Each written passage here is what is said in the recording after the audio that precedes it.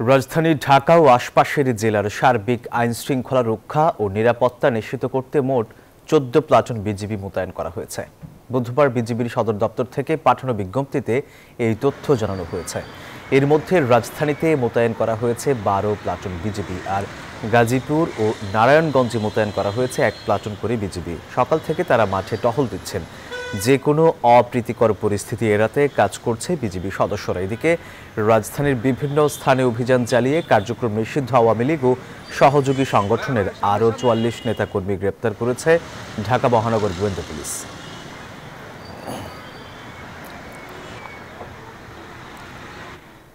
দর্শক, এই নিয়ে আরও বিস্তারিত জানাতে ঢাকা ও নারায়ণগঞ্জ থেকে সরাসরি যুক্ত হচ্ছেন সহকর্মী আরিফুল ইসলাম ও শরীফ সুমন। শুরুতেই যাচ্ছি আরিফের কাছে। আরিফ, আপনি এই মুহূর্তে কোথায় আছেন আর নিরাপত্তা ব্যবস্থা কেমন দেখছেন জানাবেন আমাদের। তবে সকাল থেকে রাজধানীর যে প্রবেশ পথগুলো রয়েছে আমরা ঘুরে দেখেছি, এবং যে স্পর্শকাতর যে জায়গাগুলো রয়েছে সেই সব জায়গাগুলোতে আমরা দেখেছি যে বিজিবির যে অতিরিক্ত ফোর্স যে মোতায়েন সেটি আমরা দেখতে পেয়েছি। একই সাথে পুলিশ সদস্যদের সংখ্যাও কিন্তু বাড়ানো হয়েছে। আর আপনি জানেন যে কাল যেই কার্যক্রম নিষিদ্ধ আওয়ামী লীগের এবং যে অঙ্গ সংগঠন রয়েছে তাদের যে কর্মসূচিটি রয়েছে সেটিকে ঘিরে কিন্তু ইতিমধ্যে বিভিন্ন জায়গায় আগুনের যে ঘটনা, এই ধরনের কিন্তু ঘটনা ঘটেছে। আর এর প্রেক্ষিতে কিন্তু এখন পর্যন্ত গতকাল রাতেও কিন্তু আমরা দেখেছি যে ৪৪ জনকে গ্রেফতার করা হয়েছে। আর যাদেরকে গ্রেফতার করা হচ্ছে তারা কিন্তু নিষিদ্ধ ছাত্রলীগ বা যুবলীগ বা আওয়ামী লীগের যে অঙ্গ সংগঠন রয়েছে সেই অঙ্গ সংগঠনের নেতাকর্মীরাই কিন্তু গ্রেফতার হচ্ছেন। আর একই সাথে আরেকটি বিষয় আমরা দেখেছি, সেটা হচ্ছে আইন শৃঙ্খলা বাহিনীর যে সদস্যরা রয়েছেন তাদের যে নিরাপত্তা ব্যবস্থা, তল্লাশির যে ব্যবস্থা, এই সব কিছু কিন্তু খুব গভীরভাবে পর্যবেক্ষণ করা হচ্ছে। একই সাথে ডিএমপিতেও কিন্তু কিছুক্ষণ আগে আমাদেরকে জানানো হয়েছে যে তারা আগামীকাল বা যে কর্মসূচি বা আজকের দিন থেকে যে কর্মসূচি এগুলো যে কোনো ধরনের অপতৎপরতা রয়েছে সেই বিষয়গুলো প্রতিহত করার জন্য তারা প্রস্তুত রয়েছেন। আর এছাড়াও আরেকটি বিষয় জানিয়ে রেখে, সেটা হচ্ছে রাজনৈতিক যে দলগুলো রয়েছে সেই রাজনৈতিক দলগুলোর যে নেতাকর্মীরা, শীর্ষস্থানীয় যে নেতাকর্মীরা রয়েছেন তারাও বলছেন যে এ ধরনের যে কর্মসূচি বা জ্বালাও পোড়াও যে কর্মসূচি, এ ধরনের কর্মসূচি প্রতিহত সব মশার বিরুদ্ধে সুরক্ষা দিতে এলো বসুন্ধরা এক্সট্রিম অ্যারোসল।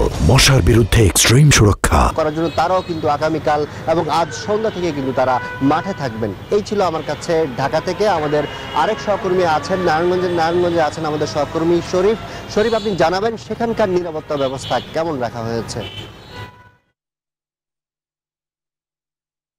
যেমন জানাচ্ছিলেন ঢাকা পরিস্থিতি, নারায়ণগঞ্জ জেলাতেও কিন্তু ঢাকার যে প্রবেশদ্বার সেই প্রবেশদ্বারগুলোতে কিন্তু নিরাপত্তা জোরদার করা হয়েছে। বিশেষ করে এই ঢাকা থেকে যে দুটি মহাসড়ক গিয়েছে, ঢাকা চট্টগ্রাম মহাসড়ক ও ঢাকা সিলেট মহাসড়ক, সেই মহাসড়ক দুটি কিন্তু নারায়ণগঞ্জের উপর দিয়ে গিয়েছে এবং এই মহাসড়কগুলোতে কিন্তু ইতিমধ্যে বিজিবি এবং র্যাব সহ বিভিন্ন আইনশৃঙ্খলা বাহিনীর কিন্তু টহল, পাশাপাশি এখানে তারা বিভিন্ন ধরনের কার্যক্রম পরিচালনা করছেন। বিশেষ করে এখানে তল্লাশি অভিযান পরিচালনা করছেন আইনশৃঙ্খলা বাহিনীর যে বিভিন্ন ইউনিটগুলো রয়েছে তারা জেলা জুড়ে কিন্তু তারা সর্বোচ্চ যে নিরাপত্তা বলয় গড়ে তোলা হয়েছে।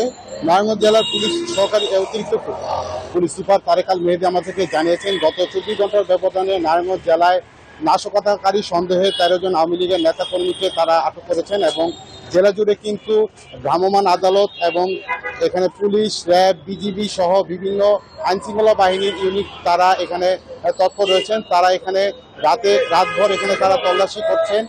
আপনাদেরকে আরও জানিয়ে রাখি, আইনশৃঙ্খলা বাহিনীর পাশাপাশি কিন্তু যে রাজনৈতিক দলগুলো রয়েছে বিএনপি, জামাত সহ বিভিন্ন যারা এনসিপি সহ তারা কিন্তু জানিয়েছেন এই যে লকডাউন ঠেকাতে, বিশেষ করে লকডাউনের নাশকতা রোধে তারাও কিন্তু এখানে তারা বিভিন্ন ধরনের কার্যক্রম তারা পরিচালনা করবেন এবং এই